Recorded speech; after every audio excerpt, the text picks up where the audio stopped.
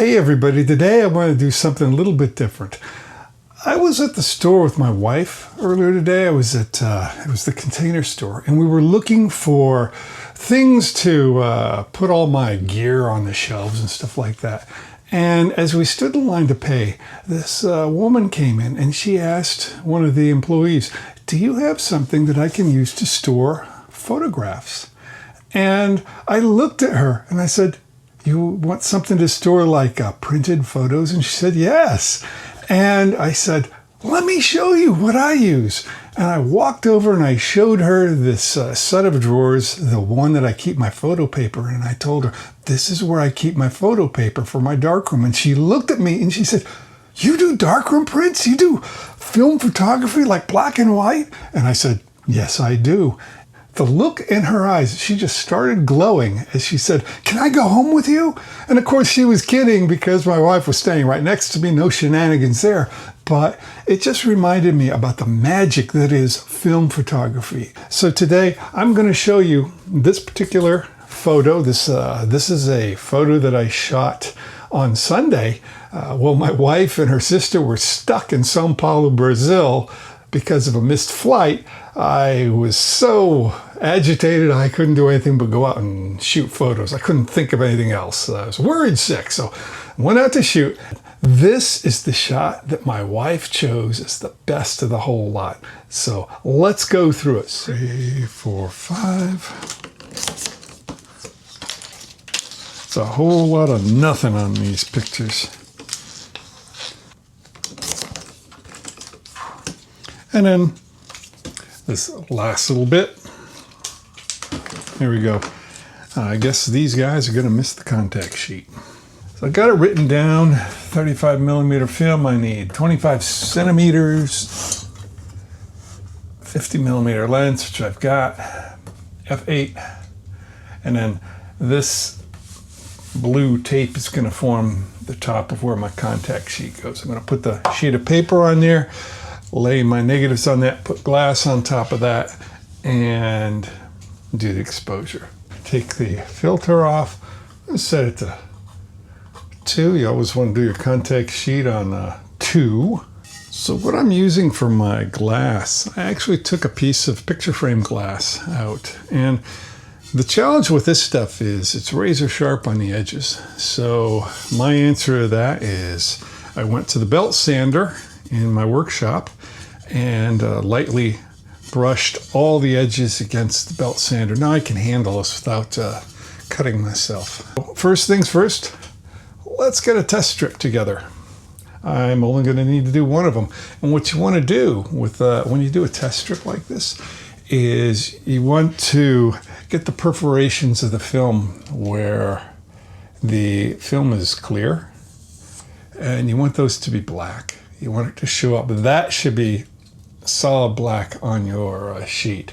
So as long as the perforations and the gaps between the frames show up as your blackest black, that means you're going in the right direction for the exposure for your contact sheet.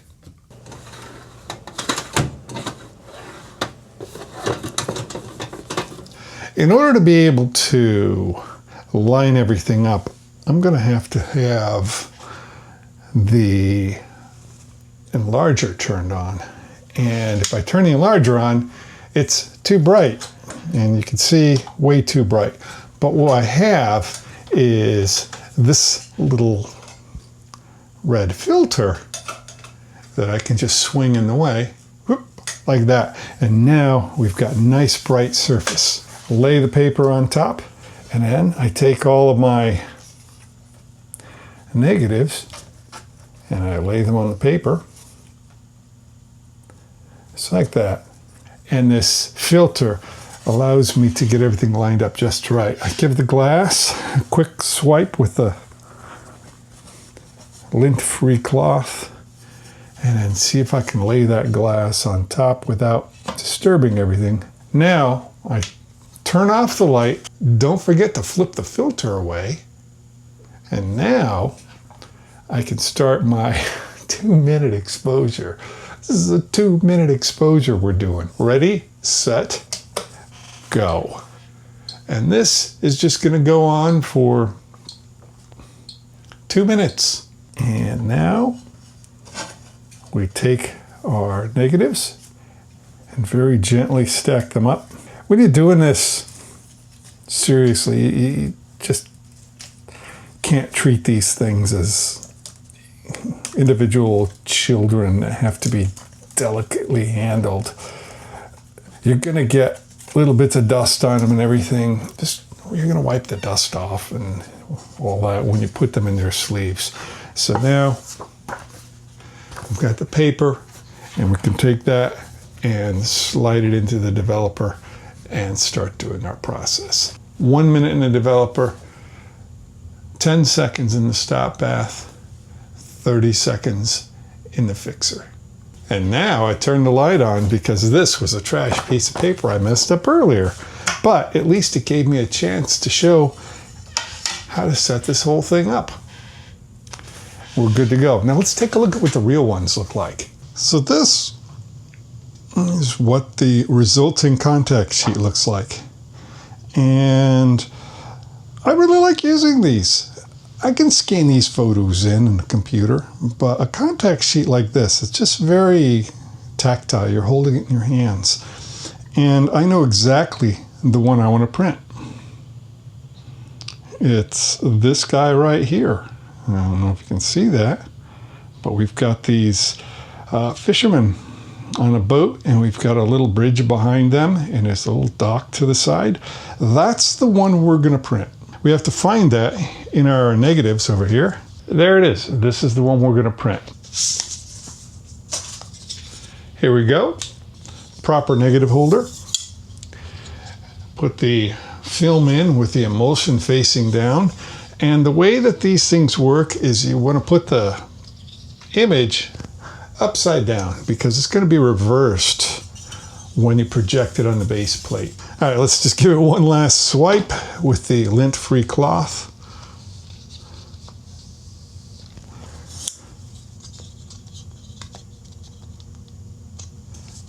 There, we got it. That's it. That's our photo in the negative carrier.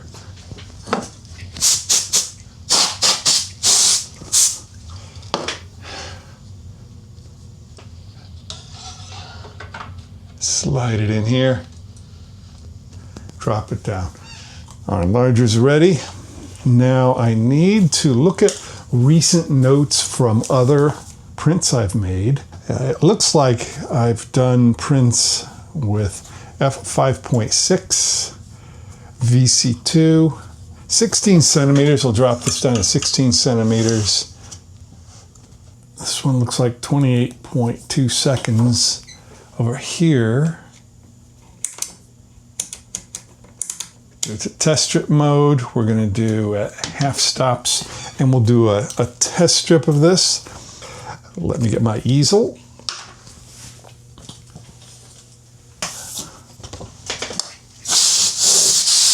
And now what we need to do is we're going to take this microscope looking thing, and we're going to set it in the middle. And we are going to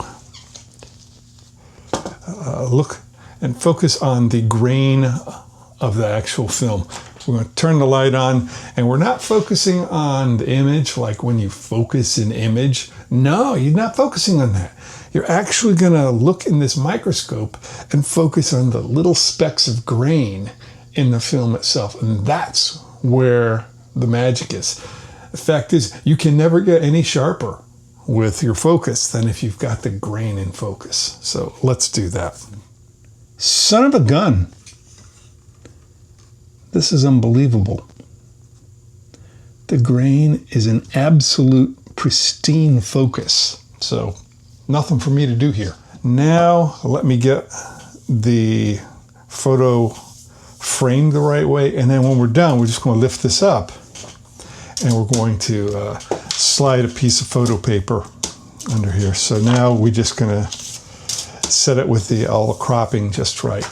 And we do that by turning full power, lights off, hit it, and let's get to where we need to be. And you want to look at the edges. This Just doing your cropping. Don't forget, turn off the bright light. Our next step is going to be to do the test strip. And what we're going to want to do is we're going to look on our image and find the places that are the darkest, because those are going to be the whitest in the actual print. And we need to make sure we capture those. So I've actually put the red light on there. Maybe right up here. Oh, maybe right where the fishermen are. That'll be good. It'll just give me an idea what they're going to look like. Ready, set, go.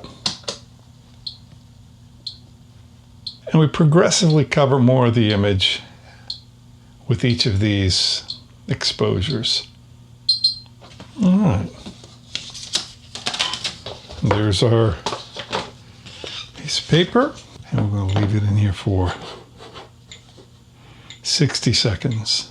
Okay, now we're going to put it in stop bath, 10 seconds, and fixer, 30 seconds. This is the test strip we just did, and we did it at 1/2 stop increments. And that means that we pretty much covered the gamut. Photo paper has about 3 stops of latitude between solid black and bright white. And you can see that one end of this test strip is really dark and the other end is really bright. What we're trying to do is look at just the highlights. We don't care about the shadows yet. We are looking at the highlights. And we see over here, everything's blown out. What I want to do is I want to be able to pick the section where all the highlights look good. And I'm thinking it's somewhere around here. When I look with a magnifier, I see that I like section 6, which means I'm going to take the base that I chose, the middle, and I'm going to go up 1 full stop, because I was doing 1/2 stop increments. And so I just doubled the amount of time, and now we're going 56.5 seconds. Everything else stays the same. I'm going to refocus the grain, and then put a piece of paper in here and do the exposure. And just so you know, these weird times I'm giving you, it's because I have a f-stop timer. It's not a regular timer. And you just start it at 10 seconds and you crank in f-stops. And that's why you get these weird times like 56.5 seconds. Don't worry about it. Regular timer works just fine. We're ready to make the image.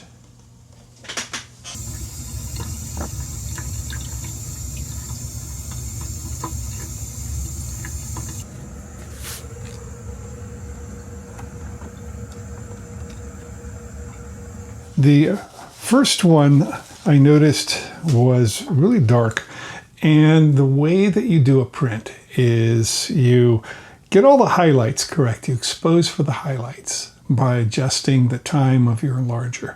And then once you're happy with the highlights, and I really was just about fine with the way that the back of the boat looked, it was just at the edge of blowing out the highlights. Then you adjust the darkness using the contrast filters. And what I ended up doing was I dialed in on my variable contrast enlarger head. I went from a number 2 filter to a number 1.5 contrast filter. And so that means all the highlights, the whites, stay the same, but you'll notice on this photo that the darks are not quite as black. And this is the one that we're going to mount.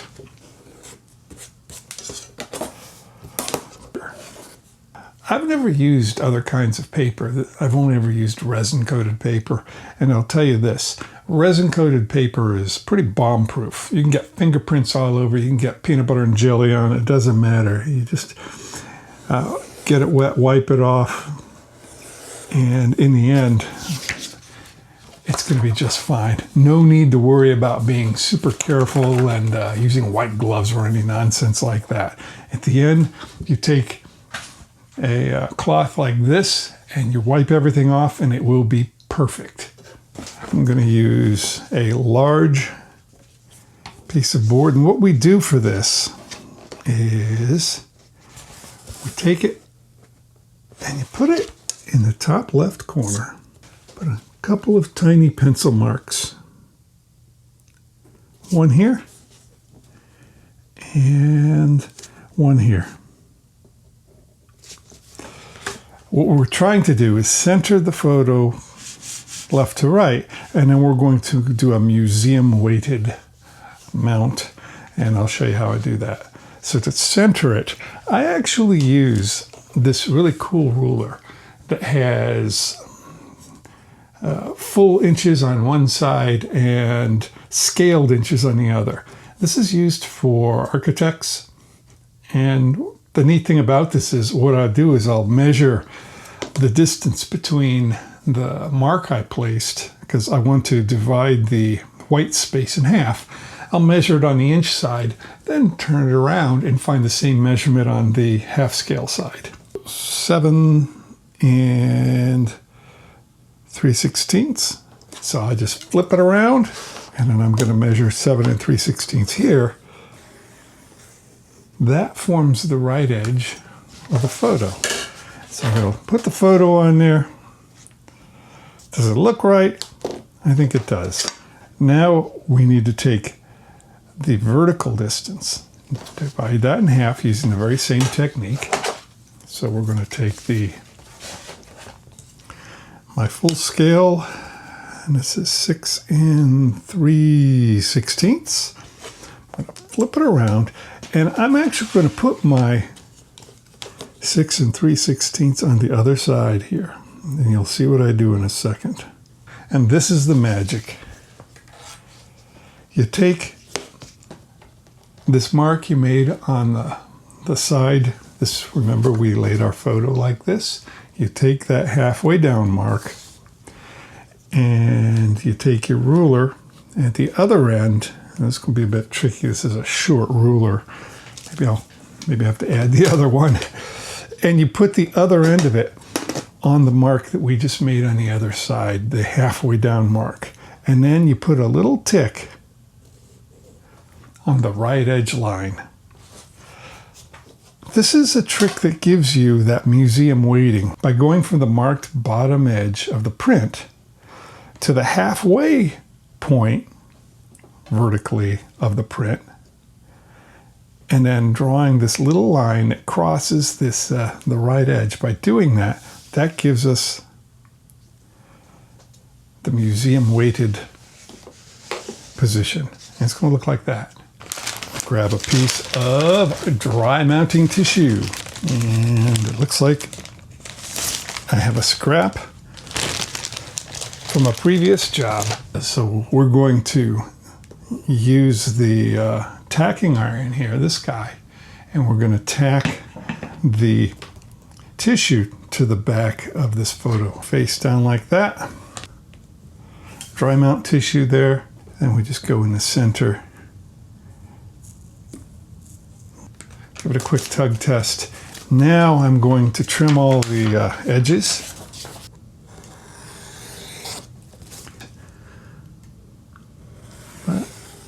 Put this piece of release paper on top, and nail it. I want this thing to be on here reasonably solid. We're not doing the final sealing of this. That's going to be done in the press. But I want this thing to be held on firmly before we get it in the press, so it doesn't go flapping about. Again, we give it a quick tug.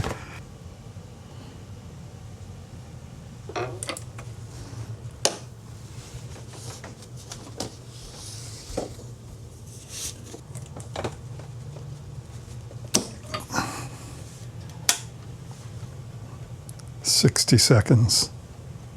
All right, should be baked. And there it is. Quick check of the edges. Let's put it under something heavy. Now we just need to measure the mat that we're going to put on here. And I want to have let's do, how big a window? 3/4 inch? Yeah. So the way I typically do this is I will use the number 1 marking as my starting point. That's what I'm measuring from. And so then I measure the offset between the 1 and the edge of the film. So 3/4 of an inch. And I apologize to everybody who uses metric, and that'll work great in metric too. It's just that I've done this all my life this way, so that's how it's going to be. So we do 3/4 of an inch here. Now from the 1 inch mark, it goes 1 and it looks like 9/16. 1 and 9/16. So let's write that down on the back. It's going to be 1 9/16. Like that. And we're going to do the same thing on the bottom. We're going to measure that offset from the 1 inch mark going downward to the photo, 3/4 of an inch. And then we count 1, 2, 3 inches and 1/8. 3 1/8.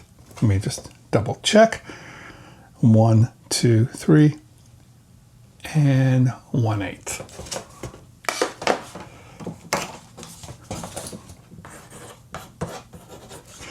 And the sides had better be the same. Either that or I've messed something up. So let me just do this.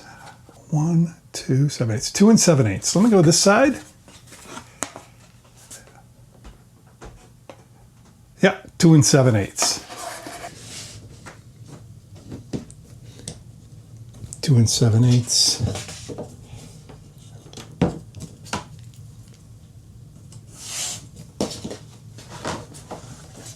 Flip it around. Okay, we'll do 3 and 1/8. And 1 and 9/16.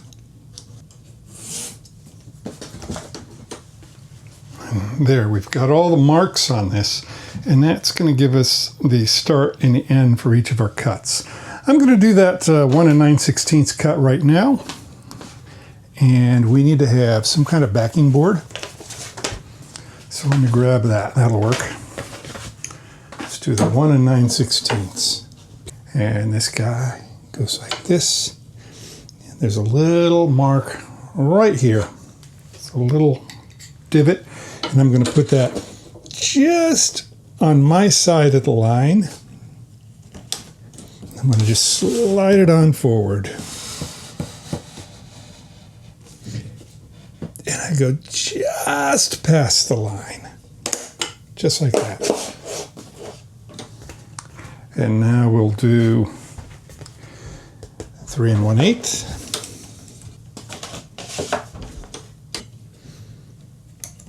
With that slight overlap, 2 and 7/8.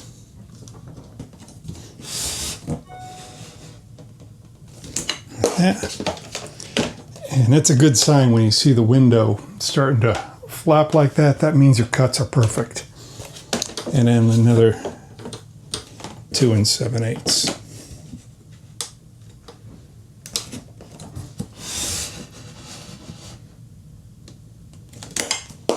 And it should just drop out. Oh, look at that. That's beautiful. Now let's erase all my cheat marks. Let's give it a title. Conversation without words. Here we go.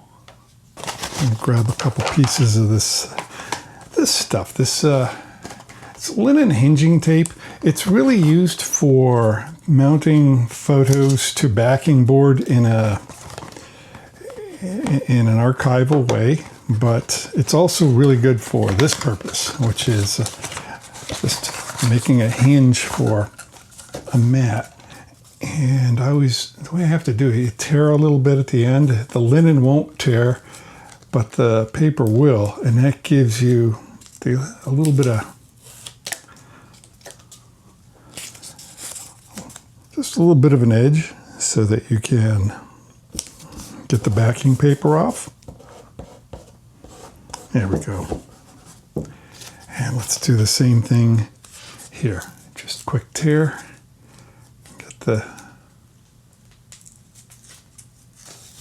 like that.